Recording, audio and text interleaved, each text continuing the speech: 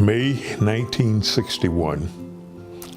And so today it has been 57 years since the Freedom Ride, 57 years since I came into Anniston. Most people, most of you who read history are aware of the violence that happened in Vandiston at that time with the burning of the bus. African Americans, I say to them today, 2018, 2017, that this is a great country. And the reason it is a great country because of all of the laws that were in place at that time, the Jim Crow laws, the system of American apartheid. My generation, the Moses generation, helped to remove those laws. So the things that kept black people from enjoying full equality and freedom as our white counterpart have been largely removed. So today, this is a great country. And it's a great country not only because the laws have been changed, but the hearts of people have been changed. In the city of Anniston, I have been totally surprised at the kinds of changes that have occurred, because Anniston, back in those days, was known as a city of hatred and a lot of Ku Klux Klan activity. When I returned 50 years after the Freedom Rides, I was greatly surprised at the kind of changes that I saw. Black folks and white Annistonians who wanted to put that awful past behind them, not forget it, but put it behind them in terms of making sure people understood that that is not the kind of thing that white Annistonians approved of. And so you had people working together.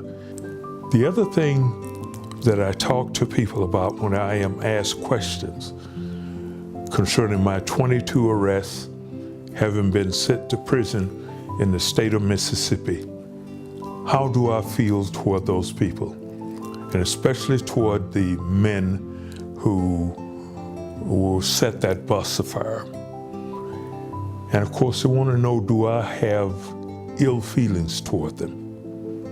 I'm not going to tell you that at the time and shortly thereafter, I did not have ill feelings toward those men. After all, they did try to kill me and the rest of the Freedom Rides. So yes, I did. But I learned early in life, both through my religious training and just through some common sense thinking. If you hold a grudge toward a person, sometimes you are letting that person still have a hold on you, controlling your life. Also, the animus you have toward them become acid inside of you, and it's corrosive to you. So it keeps you from moving forward because you're always thinking of what that person did to you. And somehow or another, you also want to get even with them. Or even if you don't want to get even with them, it keeps you from moving forward if you're concentrating on that too much. I have had a very, very good life. I have lived the American dream in terms of going back to college to complete my education and then being in business. I could not have accomplished those things if I was constantly thinking about what those white people did to me. So I let that go a long time ago. And I was able to use all of that energy to make progress in terms of fulfilling a career and having a wonderful family. And a granddaughter who is a junior at Tuskegee Institute and who's doing quite well. She is the heart of my heart. So life has been good to me. I was drafted in the Army, and I served as a medic in Vietnam.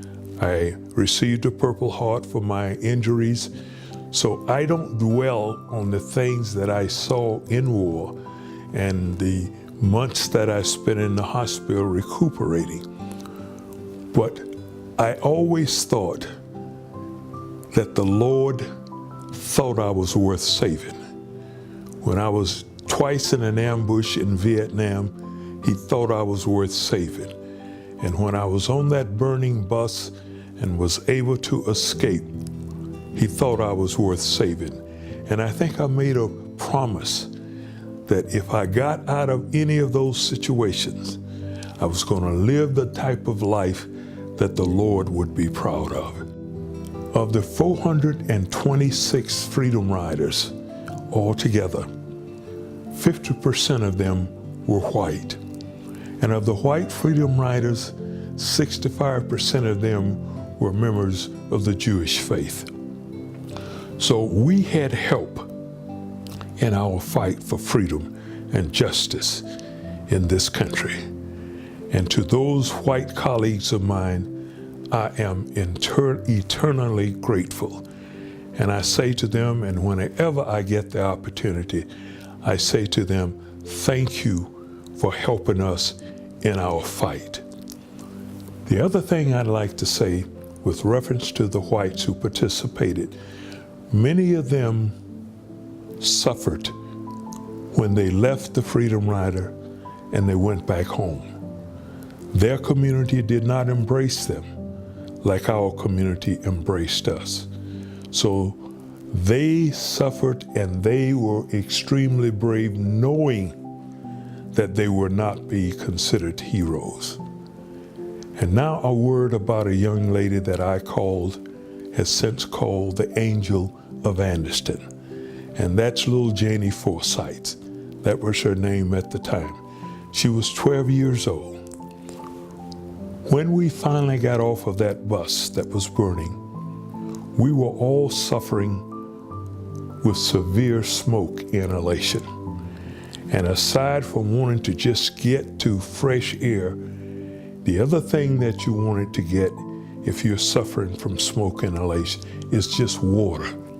You were very, very thirsty and you just wanted water.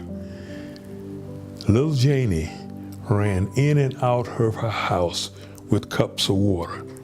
And then she realized that she needed more water, so she ran back to get a bucket full of water, or it was a pitcher full of water. And she was bringing that water to us. And the adult whites who were standing around just glowering at us was directing all of their glare and anger at her. She was doing the Christian thing.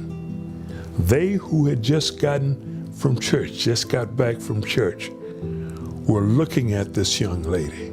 They would not do anything to help us. She did, and she incurred their anger. It is my hope today, still, that the city of Anderson will declare Janey Forsythe's Day, because she was doing the Christian thing when nobody else would. So there are a few Janey Forsythes in the world. They were in Alabama, they were in Mississippi, they were in Georgia, who dared to do something when they saw wrong being done to people. And so I say again to Janey, the Angel of Anderson, thank you very much. You were the living example of what a Christian should be like and what a Christian should do. I'm also proud of the work that's being done in Anderson today. Black and whites coming together to say we are all God's children, and let's make God smile at how we are living together and doing good works. I am happy, proud, and pleased to to have had this opportunity to address and to thank you, Janey, and to address the church for the good work that you are doing. And most of all, to our Heavenly Father, because He thought that I was worth saving. Thank you.